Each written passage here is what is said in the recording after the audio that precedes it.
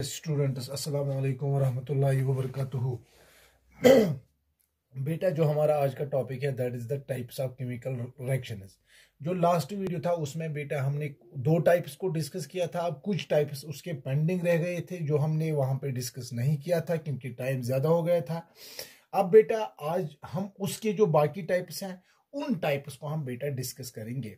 But in types को discuss करने से पहले पहले हम बेटा रिकैप्चुलेट करेंगे जो हमने लास्ट वीडियो में पढ़ा था, उसको हम बेटा जल्दी से रिकैप्चुलेट करेंगे कि वहां पे हमने किस किस टाइप को देखा है।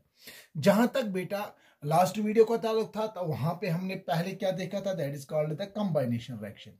तो कंबाइनेशन रिएक्शन में वहां पे आपने डेफिनेशन भी लिखी है कि कंबाइनेशन रिएक्शन एक टाइप है केमिकल रिएक्शन में, जहां पे क्या होता है बेटा, जहां से मैंने आपको बताया ये वो टाइप है केमिकल रिएक्शन का जहां पे दो या दो से ज्यादा रिएक्टेंट्स कंबाइन हो जाएंगे और एक सिंगल प्रोडक्ट निकलेगा।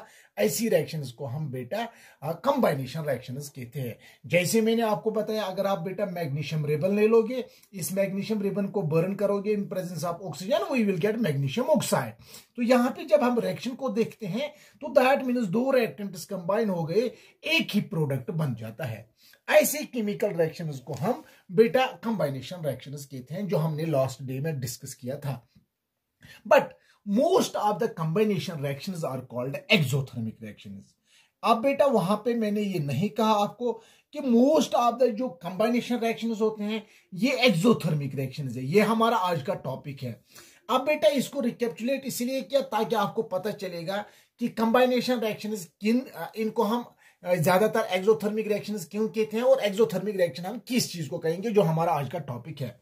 जहां तक बेटा एक्सोथर्मिक रिएक्शन का ताल्लुक है, ये बेटा मैंने अभी कहा आपको कि कंबाइनेशन रिएक्शंस होते हैं ये मोस्टली एक्सोथर्मिक होते हैं। दैट मीन्स जब भी आप किसी केमिकल रिएक्शन कंबाइनेशन रिएक्शन को देखोगे, हीट रिलीज होती है, हीट इवॉल्व होती है अलोंग विद द प्रोडक्ट्स।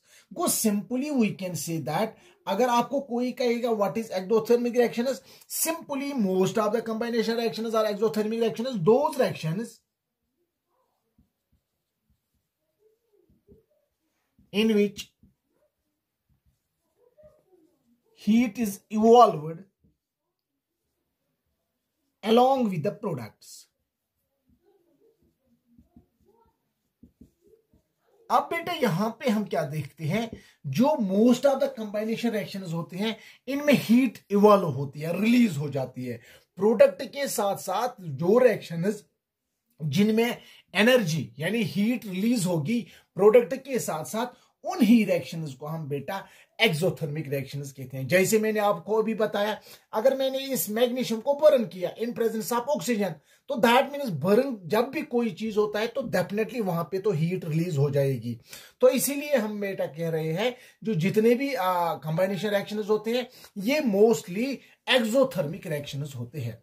अब बेटा अगर आप देखोगे मेरे पास coal is the purest form of carbon, अगर आप इसी कोल को बर्न करोगे इन प्रेजेंस ऑफ ऑक्सीजन, आपके क्या पास क्या आ जाएगा, कार्बन डाइऑक्साइड गैस निकलेगा। वो इसका मतलब है ये भी कंबाइनेशन है। क्यों है बेटा, क्योंकि एक ही प्रोडक्ट है, रिएक्टेंट्स दो है, तो दैट इज वाई इसको हम कम। मगर इसके साथ साथ जब आप कोल को बर्न करोगे वहां पे क्या रिलीज हो जाएगी, डेफिनेटली वहां पे बेटा, इसीलिए हम कोल को बर्न करते हैं ताकि हमें एनर्जी मिलेगी इन द फॉर्म ऑफ हीट। तो दैट मीन्स इसीलिए मैंने अभी आपको कहा जो जितने भी कंबाइनेशन रिएक्शंस होते हैं ये एक्सोथर्मिक रिएक्शंस होते हैं क्योंकि इनमें एनर्जी इवॉल्व होती है अलोंग विद द प्रोडक्ट्स। ये बेटा एक्सोथर्मिक रिएक्शन को हमने देखा है। ये ऑलरेडी हमें कंबाइनेशन को लास्ट वीडियो में पढ़ा था, बट इसके साथ साथ मैंने आपको ये नहीं बताया था क्योंकि वहां पे टाइम कम था, इसीलिए क्योंकि वीडियो ज्यादा बन गया था, तो इसीलिए मैंने आपको कहा कि पहला टाइप अगर आपको कोई कहेगा वो कंबाइनेशन है, फिर आप कहोगे जो most of the combination reactions होते हैं ये एक्सोथर्मिक रिएक्शंस होते हैं। क्यों, क्योंकि आप कहोगे कि जो एक्सोथर्मिक रिएक्शंस होते हैं ये वो रिएक्शंस होते हैं जहां पे हीट इवॉल्व होती है अलोंग विद द प्रोडक्ट्स के साथ साथ जब भी हीट रिलीज हो जाएगी उन ही रिएक्शंस को हम एक्सोथर्मिक रिएक्शंस कहते हैं। नाउ उसके बाद जो हमारा सेकंड टाइप है उसमें हमने कहा बेटा that is called decomposition reaction. जब हम डिकम्पोजिशन रिएक्शन को देखते हैं, ये ऑलरेडी लास्ट डे में हमने टॉपिक किया। डिकम्पोजिशन रिएक्शन मैंने आपको कहा जब एक रिएक्टेंट डिकम्पोज हो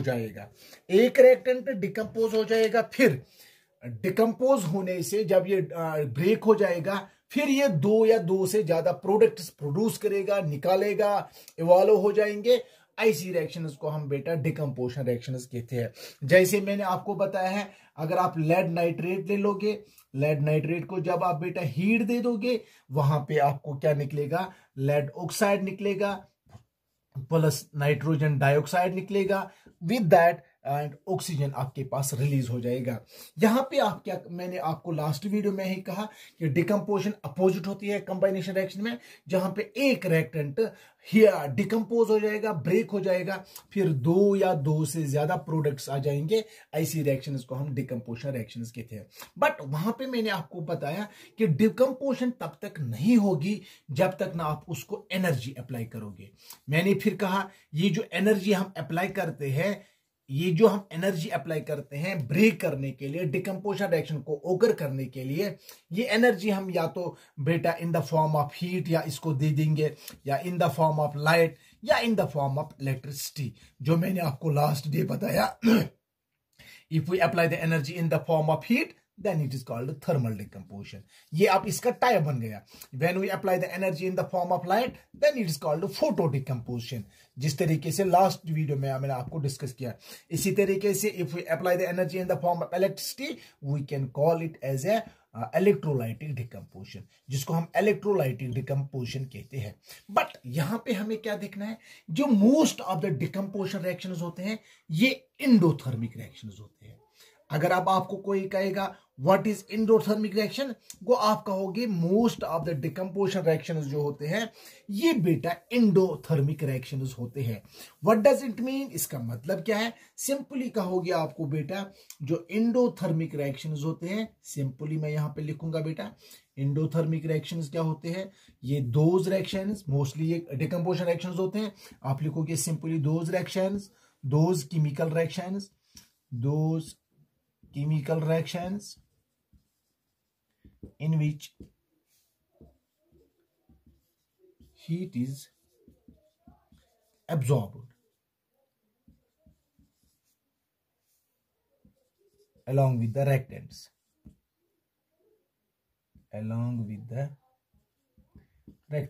अब यहां पे आप देखोगे इसी रिएक्शन को अगर आप बेटा ले लोगे, यही लेड नाइट्रेट ले लोगे, यहां पे हमने हीट इसको दी, तब जाके ये ब्रेक हो गया, यहां पे लेड ऑक्साइड या दो से ज्यादा प्रोडक्ट्स आ जाएंगे उसको। अब मैंने यहां कहा कि डिकम्पोजिशन रिएक्शन जो होते हैं ये इंडोथर्मिक रिएक्शन होते हैं, क्योंकि हमें तो डेफिनेटली डिकम्पोजिशन तब तक नहीं होगी जब तक ना हम बेटा एनर्जी प्रोवाइड करेंगे।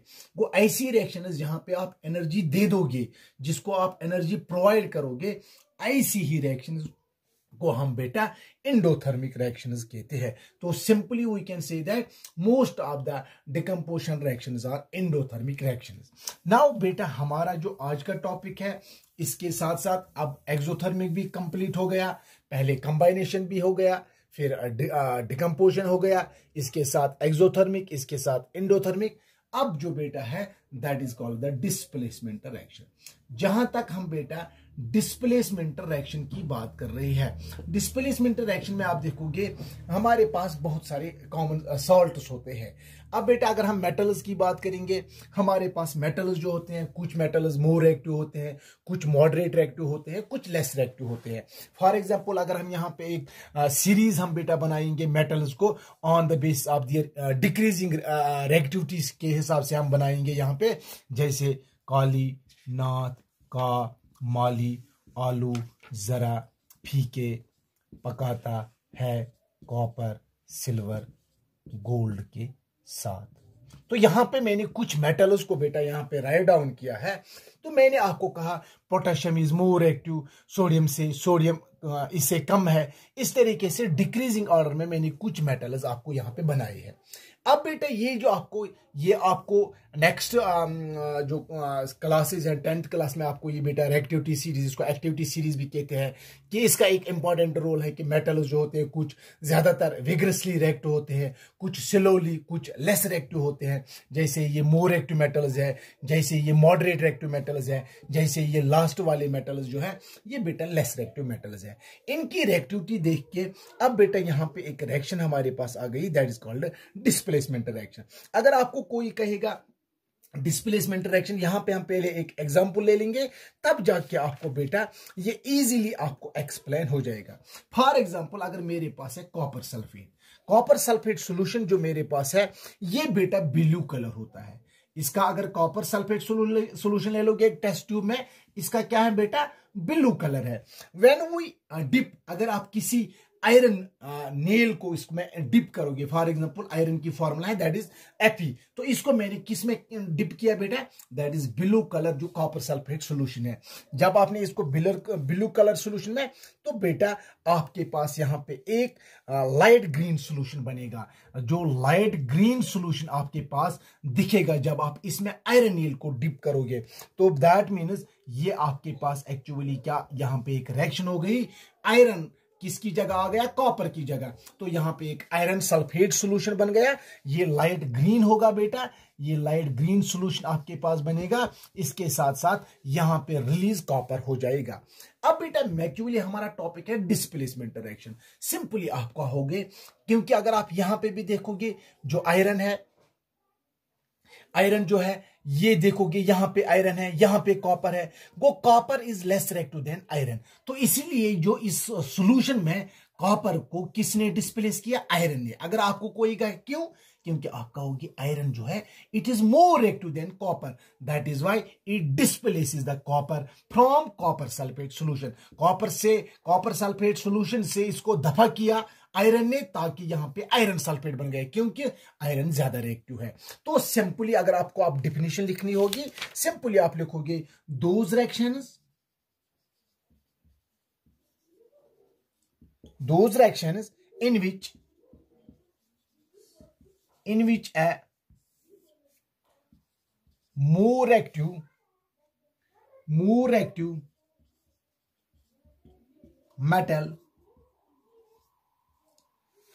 in which a more active metal displaces less reactive metal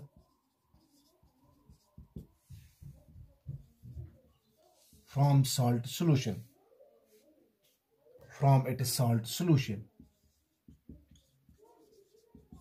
अब यहां पे आप देखोगे सिंपल, यहां पे इसी एग्जांपल अगर आप ले लोगे, यहां बेटा इसमें कोई और एग्जांपल ले लेंगे, फॉर एग्जांपल यही हम ले लेंगे कॉपर सल्फेट। अगर मैं बेटा इसके साथ किसको डालूंगा, जिंक, तो दैट मीन्स यहां पे आप देखोगे यहां पे बनेगा जिंक सल्फेट प्लस निकलेगा कॉपर। अगर आपको कोई कहेगा व्हाई, आप कहोगे simply copper is less reactive than zinc, that is why zinc ने कॉपर को डिस्प्लेस किया, अलग किया, किस सॉल्यूशन से, इस कॉपर सल्फेट सॉल्यूशन से, तो दैट इज व्हाई इसकी रिएक्टिविटी ज्यादा है, इसकी कम है।